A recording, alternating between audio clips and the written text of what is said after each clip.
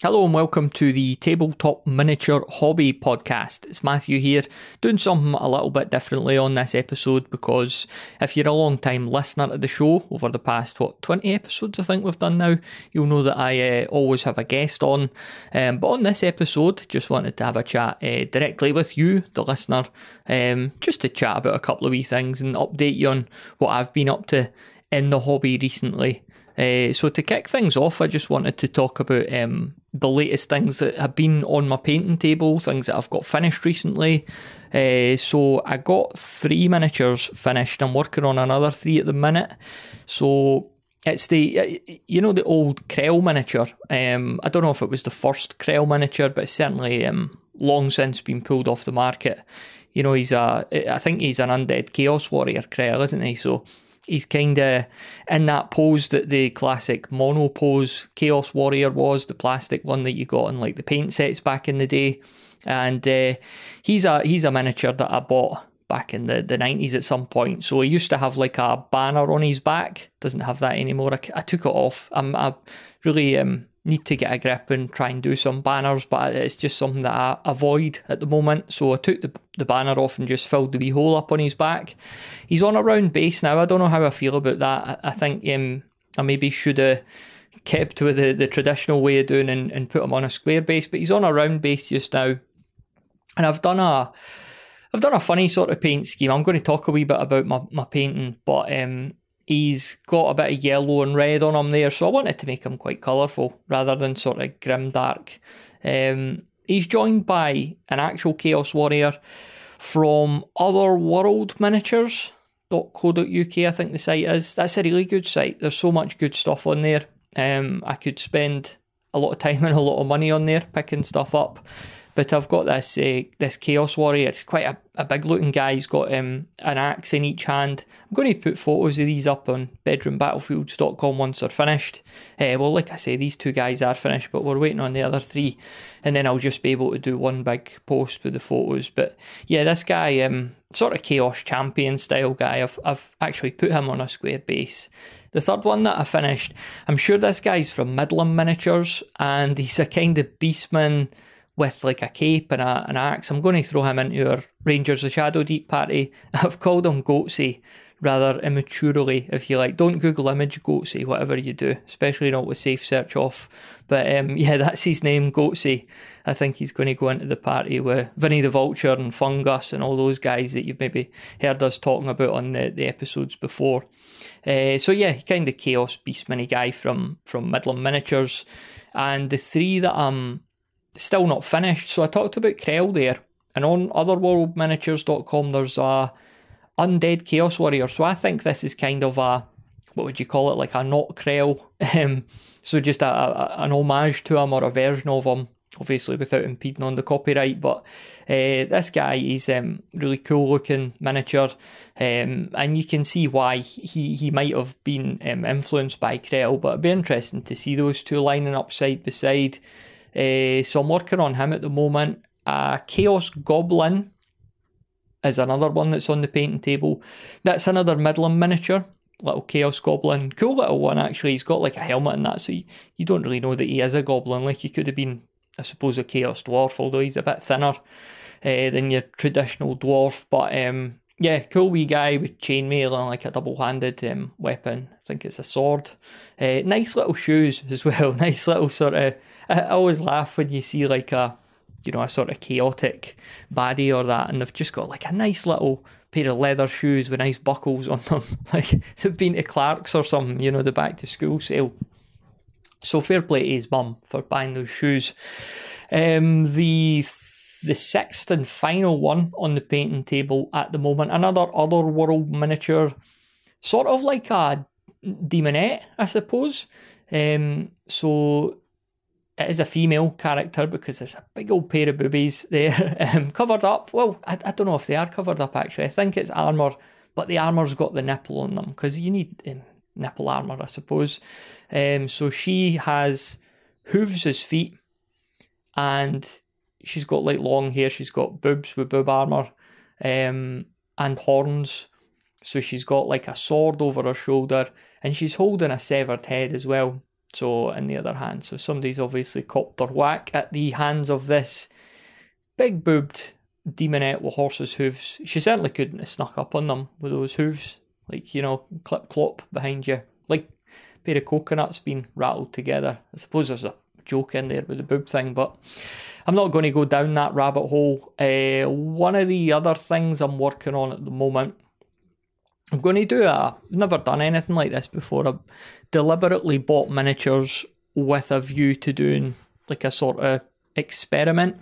So I picked up 10 androids from North Star. They're the company that sell like the Frostgrave and Stargrave and stuff like that. I know they're technically miniature agnostic games, but these ranges are like the official ranges for those games, if you like.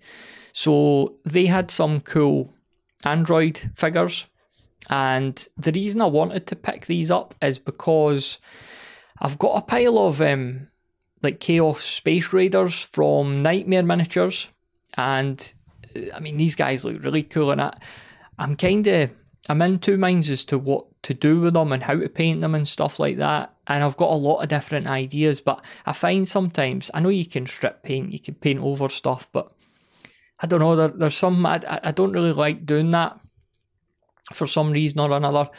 So I've got like loads of different ideas about what I want to do with those Chaos Space Raiders, but I figured if I could get something kind of similar, then I could test a few ideas out.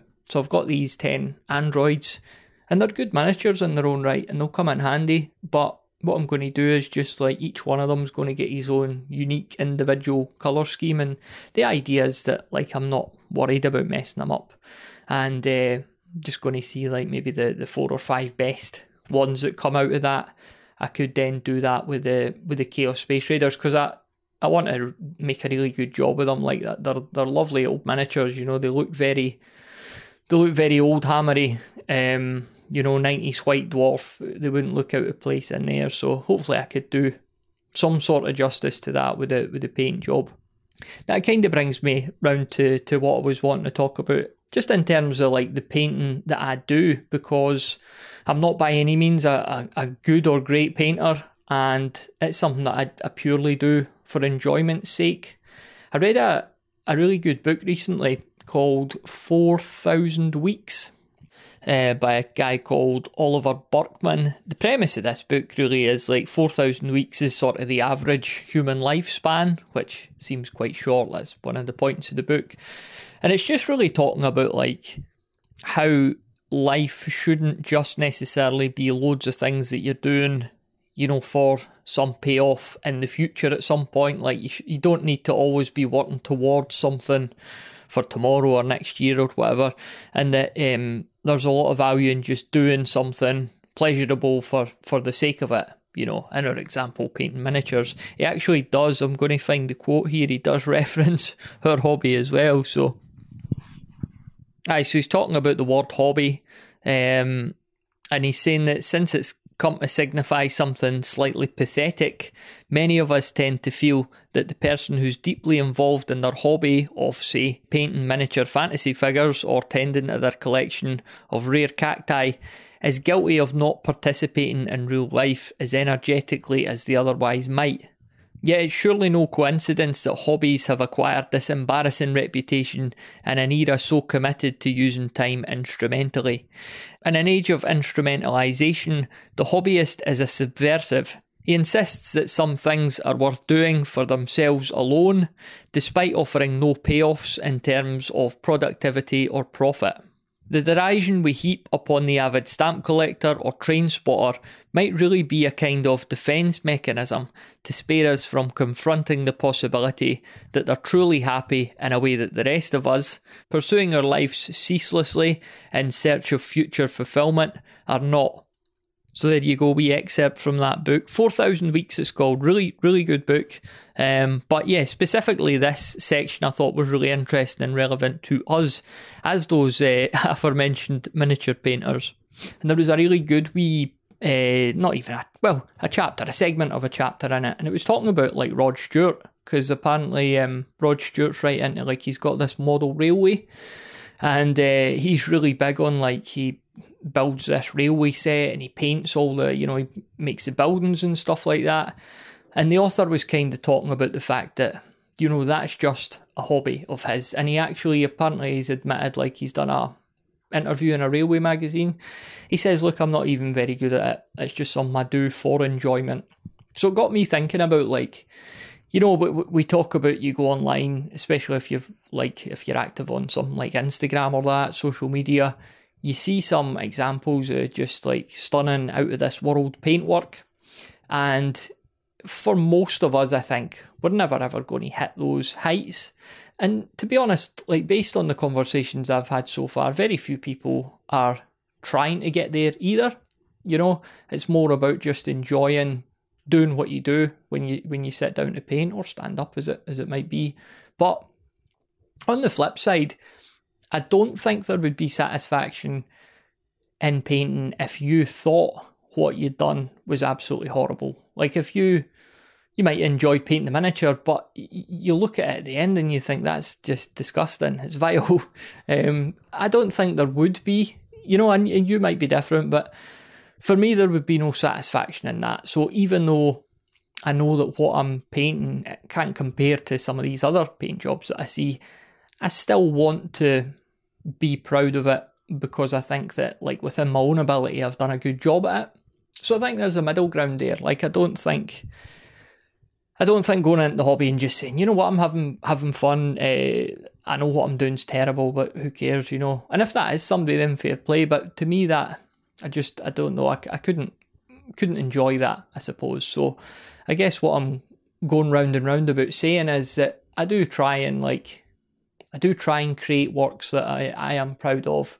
And the kind of style that I've found has been working for me. I think I've been doing this like a year now. So what I'll do a black undercoat or prime. I don't know what the technical term is, but yeah, I'll spray them black, touch them up with the paint itself just to make sure everything's covered.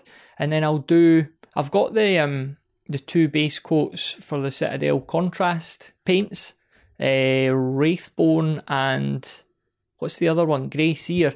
So then I'll take one of them and I'll do that zenithal. I seen it on YouTube once. The zenithal highlighting effect, where you basically spray over the top of them, so you're spraying directly down on them. And I think the whole idea is that it highlights the the areas that the light would be shining on, essentially from the sun. So you're getting the shaded areas underneath the miniature, and it just makes it a lot more natural when you start painting it, because you've not got these brilliant white areas like underneath folds and fabrics and stuff, and it looks really unnatural with the light. So I find to prime a miniature that way gives it a really good start.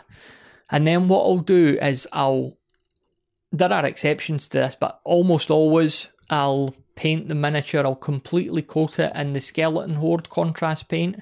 So I'm really into the contrast paints because I've got a lot of the old hexagonal Citadel paints, which I love. I love the smell of them, for right or for wrong, but they're very nostalgic, just to open them up and use them a wee bit now and then. But mostly I'm using the contrast paints because I just find the normal paints really difficult to use. I just don't do a good job with them. And I know I could spend time with YouTube tutorials and trying to learn it and push myself that way, but I've kind of got a system that I feel is working for me, so I'm just using that. So I'll coat them in Skeleton Horde, and to be honest, at that point, depending on the miniature, you could argue that it looks done, because it's got all sorts of different shading with that zenithal highlighting or priming or whatever you call it. And then once the Skeleton Horde dries in, again, the contrast paints, you'll probably know yourself, they're kind of designed to dry in where, some areas are going to be darker, some will be lighter. So it just gives you, you're looking at it and thinking a lot of work's went into all the details there, but actually, it's almost nothing that's been done so far. And then I'll just pick away at it with some of the other paints, just pick out a few wee areas and just highlight them, I suppose. And I find myself working with very few paints, to be honest. Like, I've got the Dunes one. What's it called again? Agarosh Dunes, I think it's called. Gore Grunter Fur and the Plague Bearer one. I use that as well. A couple of the reds and yellows. I really don't use a lot. Don't use a lot of different paints on them. And I heard a good quote once, and I wish I could credit the person. I just can't remember where I came across this, but they were saying that painting a miniature, it's not a rainbow. You don't need to use 40 different colours. You don't need to, every single little section of the miniature needs its own unique colour, if you like. And I've fallen into that trap before, where I've thought, I've done the pouch and the quiver, they are the same colour, like they should really be different, and so I'm more content now to say, let's just have 3 or 4 colours on this miniature, because like I say, once that skeleton horde is applied over the zenithal priming, then it really does look almost finished at that point, and it's just a case of picking out a few wee bits and doing those. The basing as well, I've got I don't know if this is common, I don't think it is, but I'm doing the basing before the priming, so I'll put the miniature on the base, fill in any gaps with some of the putty, and then I'll put like was it an army painter? This is great audio when I'm just picking stuff up and taking a look at it. Vallejo ground texture. So I've got some of that. It dries on really well. Just apply it with one of the wee, I don't know what you call them, a modelling tool. So I'll put that on and it hardens really well. So by the time it gets undercoated black and then gets one of those highlighter base colours over it, that already gives it quite a good effect. And then I just put the Plague Bearer green over it and do the old goblin green round the sides as well. That doesn't matter if it's a square base or a round base, you get the goblin green round it, because I'm a traditionalist that way. So yeah, that's kind of the way that I'm painting miniatures, and I'm really happy with it. Like, I'm really happy with the results. Again, I'm not claiming that it's world class. It's far from it. You'll see loads of better stuff out there, but I'm not trying. I just want to be satisfied with my own miniatures and know that I'm doing decent work. And I'm not overly bought. People say you should always be trying new things and pushing yourself, and yeah, that's true in a lot of pursuits. But certain hobbies, this hobby for me, I'm not trying to get great at it. I'm just happy plugging away at it. Some of the recent stuff that I've finished and posted, you'll find at bedroombattlefields.com. They were all from a company called CP Models that I really like. And what was it? I'm just going onto the website here. Got like a group of like sort of ganger type guys that would look really good in Necromunda, I think. Some undead aliens, Fed troopers, and future trench warfare guys as well, kind of like alternative World War 1 or 2 sort of guys. They were all a lot of fun to paint, so they were all done that way. You could find that at bedroombattlefields.com if you want a wee look. And I'd love to hear what you think as well. Like, what's your own like state of play with your painting? Are you trying to become like the folk that you see on the Facebook groups and Instagram accounts that you follow? Or are you just happy with the process? Are you even like at the stage, do you paint something and think that looks terrible, but you know what, I enjoyed painting it? Because again, we're all different. I'd expect there's a lot of different answers to this. So I get in touch. Hello at bedroombattlefields.com, I think is how you could do that. I have a Twitter account too, which I'll notice if anyone tweets. I don't read timelines or that, but I think that's Bedroom Battles on Twitter. So you could get in touch that way too, and I will see it. I would see the notification. So going back to here's the thing, going back to the undercoating, the basing, I've been using the Citadel sprays, and for some reason, I think it was just one of them where you think to yourself, I'm just buying Citadel stuff because like it's easy just to see Games Workshop, but I knew that there was like Army Painter stuff, so I got a tin of black primer from Army Painter when my last Chaos Black Citadel one ran out, and I went out and tried to use it basically, and it just like the nozzle clogged up within seconds. And I know that I've probably done something wrong because there'll be loads of people that are really good at this that use it and swear by it, and it'll be my fault. But I think what happened was, before priming it, I don't watch a lot of tutorials, but a few years ago I'd seen like it's good practice to kind of warm these tins up and really shake them well and try and use them outside in decent conditions. That's not always easy in Scotland, but I tried my best to do the things that you're supposed to do, and it's still jammed up. And to be fair to Army Painter, like I reached out to them, and one of the chaps there, I think they're out in like potentially Denmark or something like that. But to be fair to them, the guy had said to me, like, he sent over some resources and like, he's like, you might want to check these out, because he admitted himself, there are like nuances to working these things. And then he sent out a load of nozzles as well, which was great of them, I thought. But then I tried it again, put one of these nozzles on, did what I thought was all the right things before it, and had the same problem. And then just recently, just the other day, I put one of the big nozzles on, went out and tried to do it the Androids, and it jammed up again. And I was right next to the recycling bin where all the cans and stuff go. I just opened the lid and chucked it straight in a bit of a huff, a bit of a tantrum. So nipped onto Amazon and bought myself a Chaos Black. So that came, and I've been using it on those Androids, and it's been working fine. And I suppose I don't know, maybe they're more idiot proof. But that said, like, you look at the newer paint pots that you get for Citadel, they're horrible. I mean, it's not so bad with the contrast paints because they're not thick, but if you use any of the actual paints, if you like, and those new pots are just really horrible. Like when I got back into the hobby, and naively I was painting, admittedly, straight out the pot, but you open these things and it's hard to get the lid to stay open, and then in that little lip thing that catches some of the paint, you open it and it pours out the sides, and it gets onto the,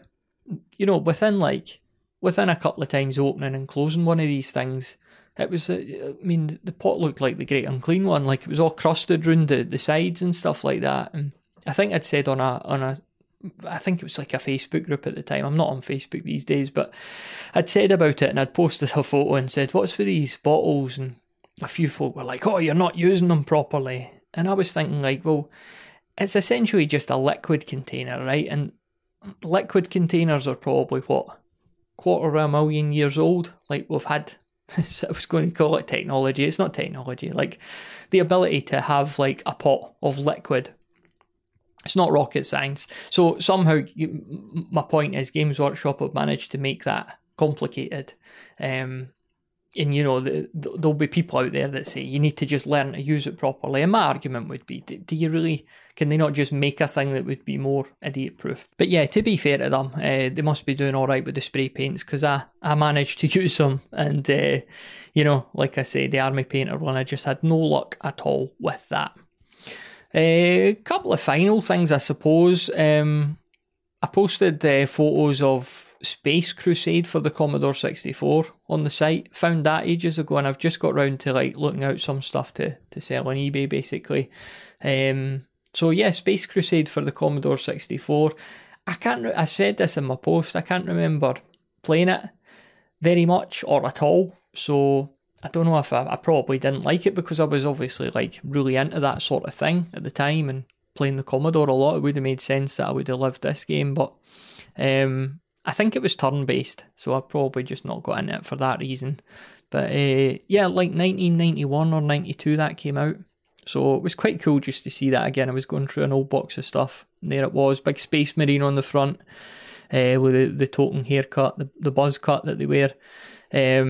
Elsewhere, yeah, I was thinking back actually, because some of the other stuff on the painting table that I'm looking to get back to soon is the 6mm stuff, and I was thinking back to the episode we did on the 6mm wargaming, and I think I didn't pick up on this at the time, but when I was talking to Peter and he was saying about it's generally 6 foot by 4 foot tables, so you could have huge armies. And that's great, if you've got a 6 foot by 4 foot table. I know very few people that do or have access to them. So I was thinking like 6mm, one of the benefits of it could also just be to basically create for yourself like a for lack of a better term, a travel Warhammer. Because if you think about like Warhammer Fantasy Battles, what was like the average amount of units? Was it like 6 or 7 units average for an army?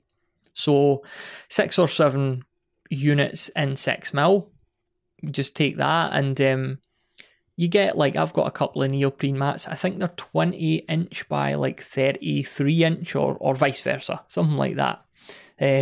So they're sort of coffee table sized mats, and it's really easy to get quite a lot of terrain at that scale as well, and really decorate a table, even if it's a small table like that or a small mat like that. So you could really create, like, you know, a full game of Warhammer just on a smaller scale.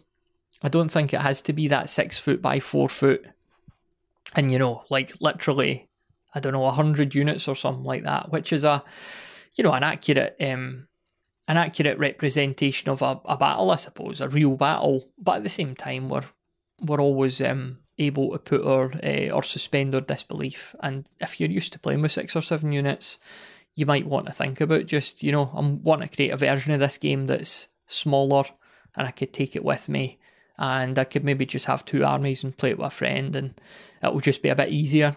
So yeah, that was just an idea that popped into my head the other week that I wanted to briefly touch upon. Final thing to mention, I suppose, I wanted to do a little giveaway, actually, because again, going through that box of stuff that I'm wanting rid of, I found, let me just get them here. So we've got 2 books, and I looked on the old Google machine. So this is Warhammer 6th edition. So I know roughly my demographic in this audience. This is potentially after our time, but some of yous might have played this edition. So Warhammer 6th edition, I think it was 2000 to 2006, and I've got the Warhammer Armies Beasts of Chaos book and Warhammer Armies Hordes of Chaos. So I've got 2 army books here. I can see they've still got their price of what I paid for them back in the day, £12 each they cost. But this is I've not spoke about this on the podcast, but I had a very brief moment in like 2000, I don't know, maybe 4 or something. It was like a week where I was like, you know what, I'm going to get back into Warhammer and stuff like that. And I went and bought these books and maybe like a packet of miniatures. And then I just never really got round to getting back into it. So it was just like a blip, because I'd stopped kind of doing the hobby in the late 90s. And then it wasn't until 2000 and maybe 18 or 19 that I did. So yeah, these 2 failed purchases from that blip. And I just thought, you know, why not give them away on the podcast if anyone wants them. The wee caveat here, I must apologise for this. It's only really for people in the UK, because posting them internationally is just going to cost a bit too much. I don't think it'd be worth it. So I really do apologise if you're listening outside of these shores. But if you're based in the UK, all you need to do to qualify to get one of these, to enter the prize draw if you like, just rate and review the podcast on your listening app of choice or on a platform like Podchaser. Give us a wee rating and review. Take a screenshot of it and email me at hello@bedroombattlefields.com. Just send me an email and say I've reviewed the show, here you go, and I'll put you in the prize draw for this. And we'll run this for the month of, the rest of April, time of recording, and all of May as well. Spoiler alert, or hint alert, we don't have many listeners, so if you are a listener and you're listening in the UK, there's a reasonable chance you'll get one of these books, quite honestly. I'm not just saying that so loads of people will do the reviews and stuff, but, you know, we genuinely don't have many listeners on this humble little podcast. So, yeah, Warhammer Armies Hordes of Chaos, Warhammer Armies Beasts of Chaos from 6th edition. So, rate and review the podcast on your listening app of choice or Podchaser. Send a screenshot of it to hello@bedroombattlefields.com and I'll put you into the prize draw. And again, I do apologise, but this is a UK only competition. I'll run one for the rest of the world too, but it'd have to be something digital. Don't know what we could do there. Maybe a photo of Goatsy, the miniature, but we'll do it as an NFT and you could own it and stuff like that. That'd be a whole other rabbit hole, wouldn't it? So yeah, this has been interesting, a wee solo episode. Maybe you've hated it, maybe you didn't mind it. I'd love to hear from you. You know, would you like me to do more of these, or would you prefer to have more interesting people come on the show and I just ask them some questions and they're the ones that bring the value?